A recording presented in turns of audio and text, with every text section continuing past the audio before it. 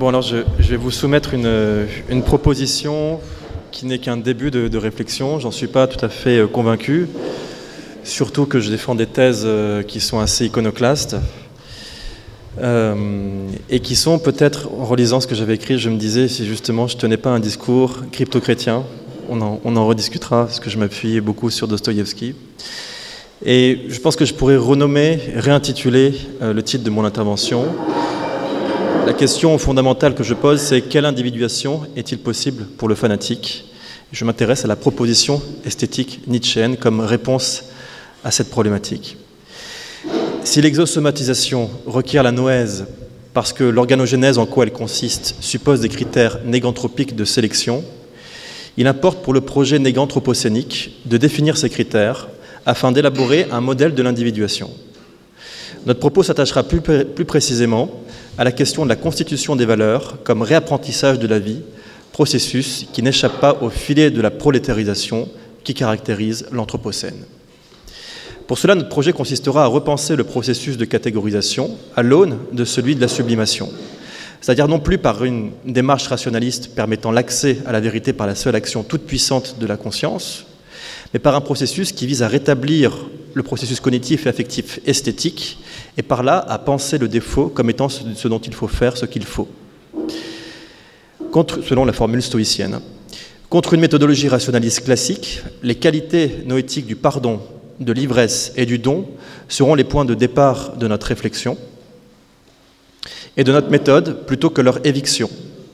Pour ce faire, nous essaierons de comprendre par la psychanalyse contemporaine la transformation noétique qui s'opère dans l'activité catégoriale du criminel mélancolique, de comprendre par l'œuvre de Dostoïevski à travers la lecture qu'en propose Julia Kristeva la dynamique psychique du criminel mélancolique, et enfin comment l'esthétique et l'éthique nietzschéenne, à travers la lecture de Paul Audy, peut être une voie de résolution à la dénoétisation du criminel mélancolique. Ce sont des questions que je vais essayer de poser au terme de cette réflexion. Il sera peut-être alors possible de repenser la condition du sens, c'est-à-dire de la raison, conçue non pas comme ratio, mais comme affect. Je me suis appuyé sur un ouvrage qui a été dirigé par Fethi Benslama, qui s'intitule « L'idéal et la cruauté, subjectivité et politique de la radicalisation ». Plusieurs articles ont été écrits dans cet ouvrage collectif. Brigitte Buyer-Bibou a intitulé un article « Chaos dans la transmission et réparation fanatique ». Nous savons depuis Freud, explique-t-elle, que l'équilibre du moi stable et consistant tient à deux aspects contradictoires du surmoi. D'une part, une face symboligène qui oriente le sens et protège le sujet de l'exposition aux excès, en appuyant la part idéale du moi, et d'autre part, une face obscure que Lacan nommera impératif de jouissance, qui va dans le sens inverse, d'une manière régressive vers des positions où tout serait permis. Selon Buyer-Bibou, l'idéologie fanatique opère avec les deux ressorts simultanément et d'une manière paradoxale, en usant d'une surenchère de l'idéal qui instaure un ordre de faire pour couvrir et autoriser une jouissance interdite qui peut aller jusqu'à la suppression de l'autre. Le passage à l'acte violent, point d'acmé du réarmement d'un moi fanatisé, permet de passer du dérisoire au grandiose, selon la formule de Fethi Benslama, c'est-à-dire d'un moi liquide, non métastable, à un moi idéal, durci par l'idéologie fanatique. Farhad Khosrow-Khavar parlera, lui, d'un héros négatif. Il explique que le jeune fanatique tuera, fera peur, se fera haïr et tirera fierté de cette nouvelle qu'il a conquise en occupant la une et en surmontant l'anonymat et l'insignifiance par la fascination malsaine qu'il exerce sur les médias, qui répand l'image du héros négatif, qu'il apprécie d'autant plus qu'il inspire une peur absolue aux autres. Désormais, il est quelqu'un, et au mépris ressenti dans le regard des autres, il est parvenu à dépasser la crainte de la mort. Il est prêt à mourir et à tuer, les autres ont peur pour leur vie, il est donc supérieur, ils le reconnaissent d'une certaine façon, pense-t-il, en lui consacrant pendant plusieurs jours l'exclusivité à la une des médias. Enfin, Paul-Laurent Assoun, lui, parlera d'un préjudice radical, expliquant comment on passe d'un processus d'idéalisation à un processus de destruction. Le surmoi fanatique, explique-t-il, fonctionne en référence doctrinale à un surmoi comme pure culture de mort, forme la plus violente et paranoïsée de la mélancolie. Nous aurons l'occasion d'en reparler.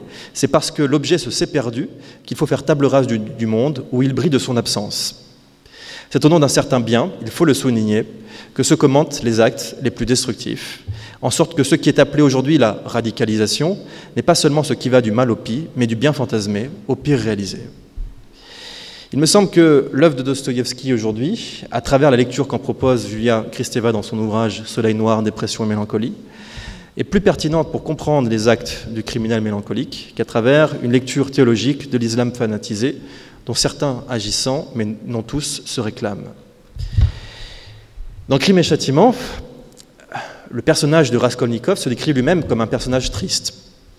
Je cite « Écoute, Razamoukine, j'ai donné tout mon argent, je me sens triste, comme une femme, vraie, et sa propre mère le perçoit comme un mélancolique. » Je cite « Sais-tu, Dounia, je vous regardais tout à l'heure tous les deux, tu lui ressembles comme deux gouttes d'eau, et non pas tant physiologique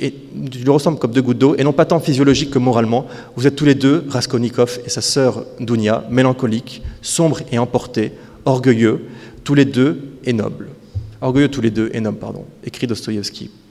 Comment cette tristesse s'inverte-t-elle en crime, se pose la question Julia Kristeva. Dostoïevski ausculte ici un aspect essentiel de la dynamique dépressive, l'oscillation entre le moi et l'autre, la projection sur le moi de la haine contre l'autre et vice-versa, le retournement contre l'autre de la dépréciation du moi. Qu'est-ce qui est premier, la haine ou la dépréciation, se demande-t-elle. L'apologie dostoïevskienne de la souffrance laisse supposer, nous l'avons vu, que Dostoïevski privilégie l'autodévalorisation, l'humiliation de soi, voire une sorte de masochisme sous l'œil sévère d'un surmoi précoce et tyrannique. Dans cette optique, le crime est une réaction de défense contre la dépression, le meurtre de l'autre protège du suicide. L'analyse qu'elle fait de l'œuvre de Dostoïevski rejoint complètement les trois psychologues que j'ai cités au début de cette première partie. Tandis que chez Mélanie Klein, la projection le plus souvent procède l'introjection, l'agression devance la souffrance et la position paranoïdo-schizoïque sous-tend la position dépressive ou mélancolique. Freud insiste sur ce que l'on pourrait appeler un degré zéro de l'inscription, un degré zéro de la vie psychique où la souffrance, masochisme primaire, mélancolique, non érotisée, serait l'inscription psychique primordiale d'une rupture, mémoire du saut entre la matière inorganique et matière organique, affect de la séparation entre le corps et l'écosystème, l'enfant et la mère, mais aussi et surtout l'effet mortifère d'un surmoi permanent et tyrannique. Débordement de l'affect contre la verbalisation, deuxième sous-partie de cette deuxième partie. Dans l'économie masochiste, l'inscription psychique de la discontinuité est vécue comme un trauma ou une perte. Le sujet refoule ou forclôt la violence paranoïde schizoïque, qui dans cette perspective serait postérieure à l'inscription psychique douloureuse de la discontinuité. Il régresse alors logiquement ou chronologiquement au registre où les séparations ainsi que les liens, sujet-objet, affect-sens, sont menacés. Cet état se manifeste chez le mélancolique par la dominance de l'humeur sur la possibilité même de verbalisation avant une éventuelle paralysie affective. La souffrance chez Dostoïevski semble être un anthrope, une puissance, une volonté. Celui-ci confère au texte dostoïevskien une polyphonie vertigineuse et impose comme vérité ultime de l'homme dostoïevskien une chair rebelle qui jouit de ne pas se soumettre au verbe.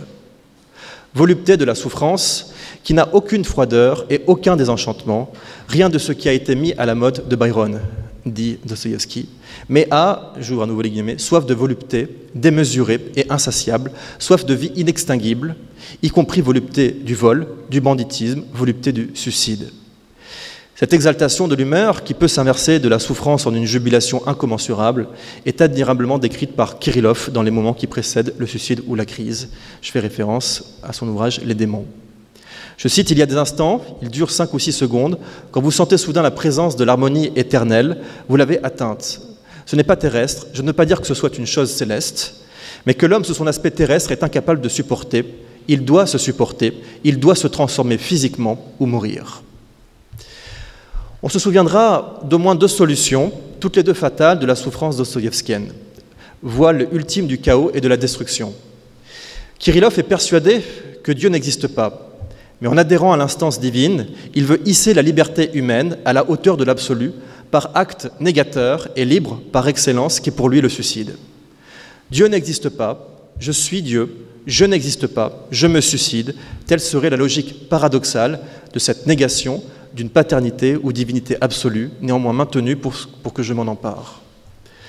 Raskolnikov, en revanche, et comme dans une défense maniaque contre le désespoir, reporte sa haine non pas sur soi, mais sur un autre dénigré. Par son crime gratuit, qui consiste à tuer une femme insignifiante, il brise le contrat chrétien. Tu aimeras ton prochain comme toi-même. Il dénie son amour pour l'objet originaire. Puisque je n'aime pas ma mère, mon prochain est insignifiant, ce qui me permet de le supprimer sans gêne, semble-t-il dire.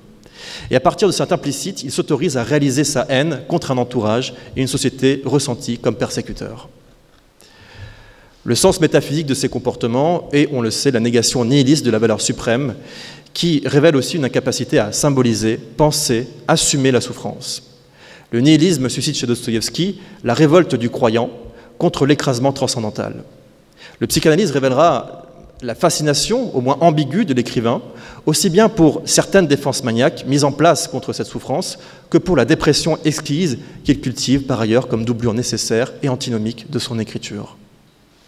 Que ces remparts soient abjects, l'abandon de la morale, la perte de sens de la vie, le terrorisme ou la torture, si fréquents dans notre actualité, ne cessent de nous le rappeler. Dostoïevski, quant à lui, a choisi l'adhésion à l'orthodoxie religieuse. Cet obscurantisme si violemment dénoncé par Freud est, tout compte fait, moins néfaste pour la civilisation que le nihilisme terroriste. Reste avec, et par-delà l'idéologie, l'écriture. Combat douloureux et permanent pour composer une œuvre en bord à bord avec les voluptés innommables de la destruction et du chaos. Irréductible au sentiment, l'affect dans son double aspect de flux énergétique et d'inscription psychique, lucide, clair, harmonieux, quoique hors langage, est ici traduit avec une extraordinaire fidélité. L'affect ne passe pas par le langage, et lorsque le langage s'y réfère, celui-ci ne s'y lie pas comme il se lie à une idée. On peut supposer que la verbalisation des affects inconscients ne les rend pas conscients. Le sujet ne sait pas plus qu'avant d'où et comment vient sa joie ou sa tristesse, et ne les modifie pas, mais les fait opérer doublement. Nietzsche associe Napoléon à Dostoïevski dans une réflexion sur le criminel et ceux qui lui ressemblent. Les deux génies dévoileraient la présence d'une existence catilinaire, dit Nietzsche, au fondement de toute expérience exceptionnelle porteuse de transmutation de valeurs. Pour le problème qui nous intéresse, le témoignage de Dostoïevski est d'un grand poids. Dostoïevski, écrit Nietzsche, est, soit dit en passant, le seul psychologue qui ait eu quelque chose à m'apprendre. Je le compte au nombre des plus belles aubaines de ma vie, plus encore que ma découverte de Stendhal. Dans Le crépuscule des idoles, Nietzsche écrit « Le type de criminel, c'est le type de l'homme fort placé dans des conditions défavorables, de sorte que tous les instincts, frappés de mépris, de peur, de déshonneur, habituellement se mêlent inextricablement de sentiments dépressifs, c'est-à-dire, parlant, dégénèrent. » Je ferme la citation de Nietzsche. La réponse que propose Dostoïevski au terrorisme de Raskolnikov ou de Kirillov est la réponse du pardon, c'est la réponse religieuse, en tout cas d'origine religieuse. Dans cette perspective, la mélancolie, la perspective du pardon, comme humeur brisant la continuité symbolique, mais aussi l'épilepsie. Il faut savoir que Dostoïevski était enclin à des crises d'épilepsie, il provoquait lui-même son épilepsie pour avoir une jouissance cérébrale.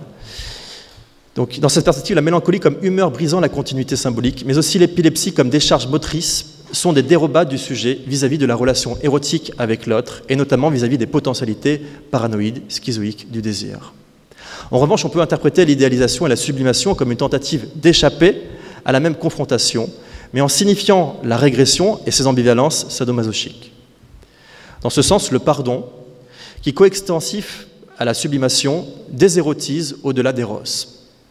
Au couple Eros-Thanatos se substitue le couple Eros-Pardon, qui permet à la mélancolie potentielle de ne pas se figer en retrait affectif du monde, mais de traverser la représentation des liens agressifs et menaçants avec l'autre. C'est dans la représentation, pour autant qu'elle s'était sur l'économie idéale et sublimatoire du pardon, que le sujet peut non pas agir, mais former, poienne, sa pulsion de mort, aussi bien que ses liens érotiques.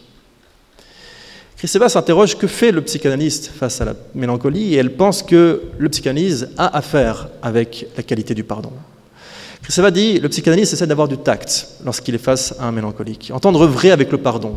Pardon, donner en plus, miser sur ce qui est là pour renouveler, explique-t-elle, pour faire repartir le déprimé, cet étrange replié sur sa blessure, et lui donner la possibilité d'une nouvelle rencontre.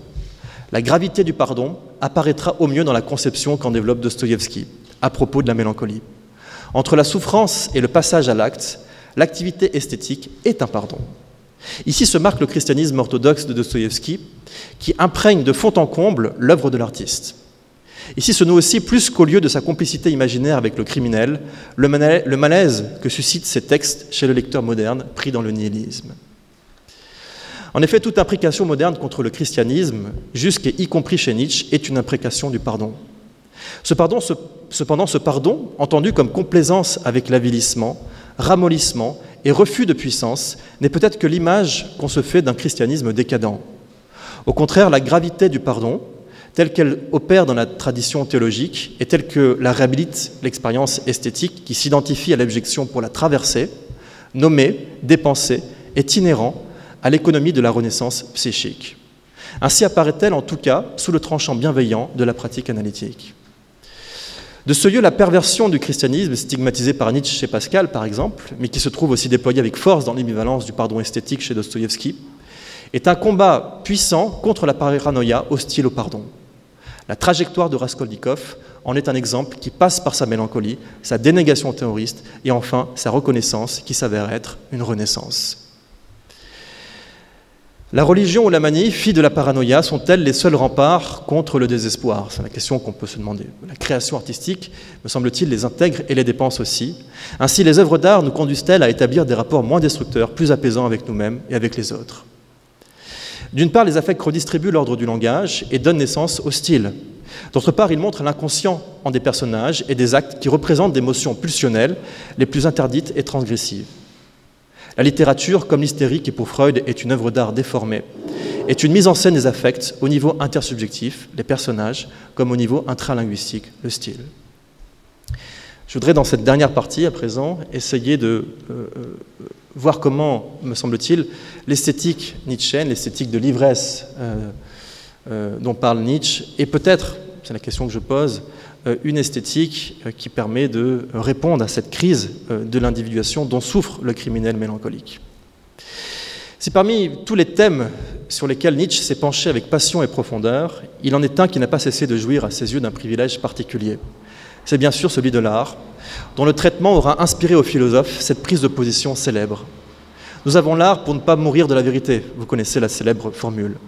Ces rapports jamais vraiment tranchés entre l'art et la vérité, où se dressent les enjeux de vie, de mort et d'échanges symboliques entre deux constituants de fait, ce à quoi, de l'aveu même de Nietzsche, celui-ci aura d'abord voué tout son sérieux.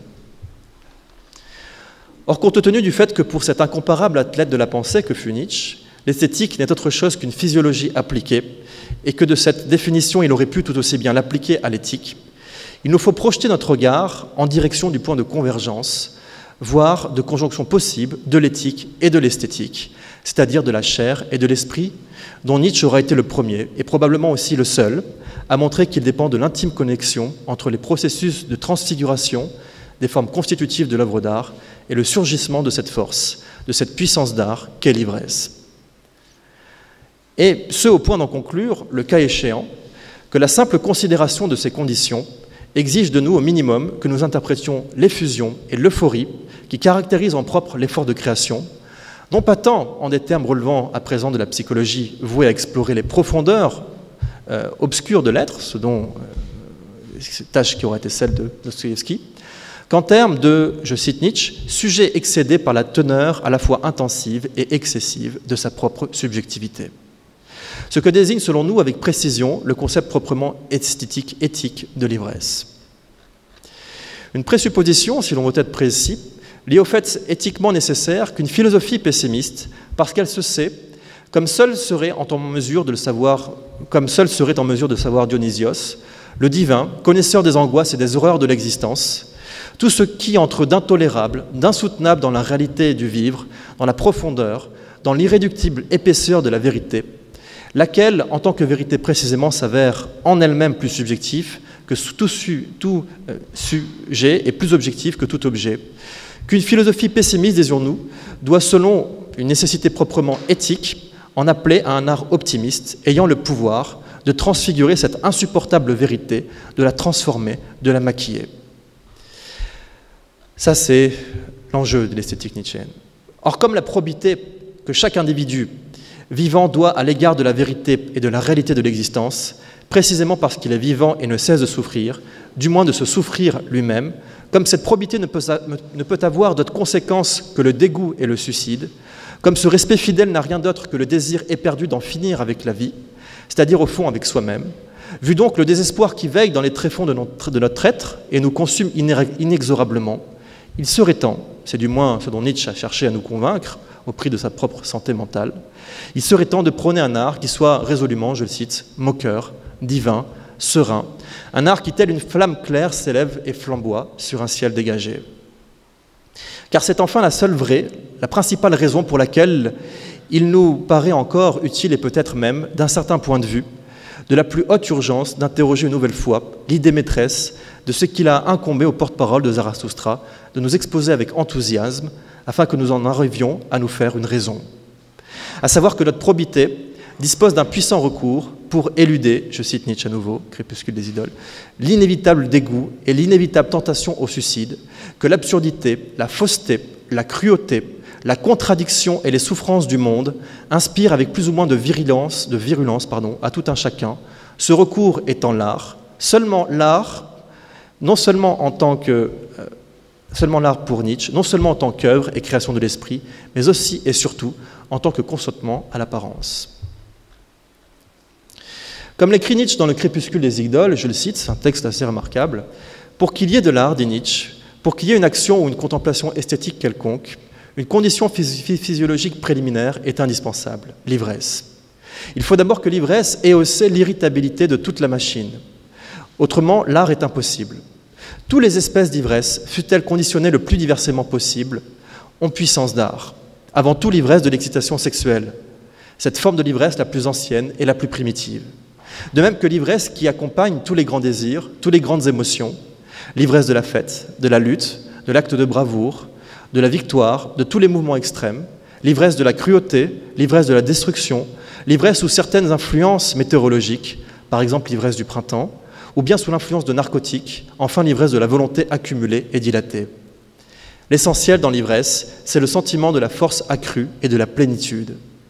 Sous l'empire de sentiments, écrit encore Nietzsche, on donne aux choses, on les force à prendre de nous, on les violente, on appelle ce processus idéalisé.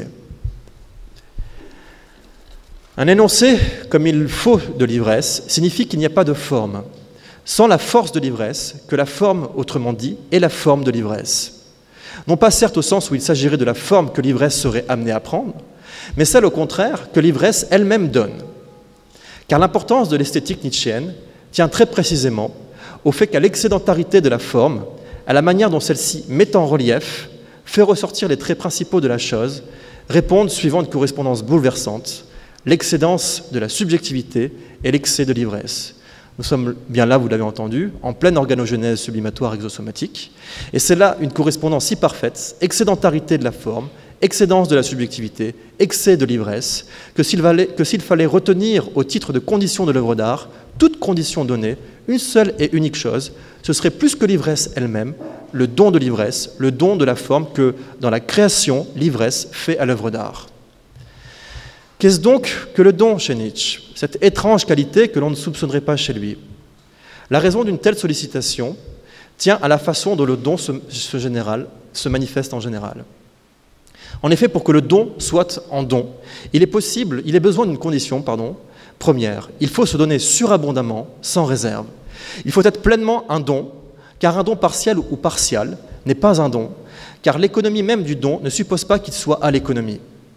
Par ailleurs, pour être ce qu'il est nécessaire au don d'outrepasser les conditions d'échange, de réciprocité qui structurent tout échange. Il est nécessaire de déjouer la calculabilité possible, de sorte que pour qu'il y ait don, et pour que ce don soit non pas déraisonnable, mais foncièrement irraisonné, il lui faut être ivre. Être ivre. De l'esthétique de Nietzsche, il serait donc tout à fait possible de définir à nouveau frais l'acte de création. À nouveau frais sur une base qui surmonte, mais sans le récuser, l'apport du romantisme. On dira alors l'acte de création, c'est le don de la forme par l'ivresse.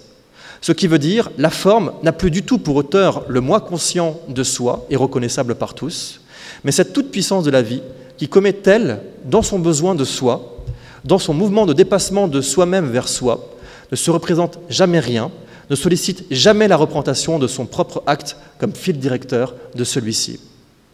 Ce qu'on pourrait exprimer autrement, on pourrait dire aussi la forme a ceci de particulier qu'il lui appartient d'être créé dans une sorte d'hypnose ou de quasi-hypnose, dans cette espèce d'état physiologique où le moi de l'artiste se sent dépossédé de lui-même, de sa volonté consciente, de son ordinaire lucidité, cette dépossession de soi pouvant même aller parfois jusqu'à une perte d'identité.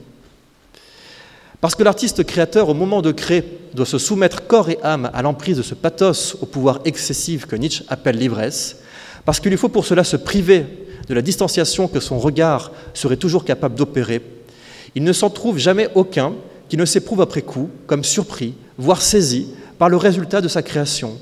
Un résultat qui ne se manifeste alors à son regard, saisi, disons-nous, comme seul peut être l'artiste à qui il apparaît que ce résultat n'était justement pas sa création.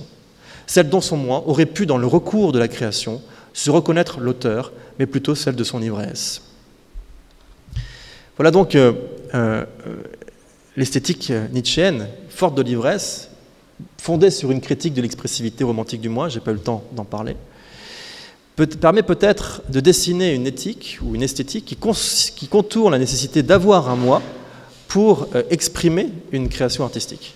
Et dans le débat, dans les écrits de Bernard Stiegler, où Bernard Stiegler dit qu'il y a une catégorie que la psychanalyse freudienne n'a pas pensé, à savoir que le moi est quelque chose qui ne va pas de soi. Il est en effet quelque chose qui ne va peut-être pas de soi, non, je ne parle pas de sur moi, je parle bien de moi, pour ce que j'essaie d'appeler, mais là, pareil, les catégories sont un peu flottantes, le criminel mélancolique, alors même que peut-être il ne possède pas ce moi. Je me demandais si, à travers ce refus anti-romantique de Nietzsche d'exprimer à travers la création artistique un moi, il n'y aurait pas peut-être une réponse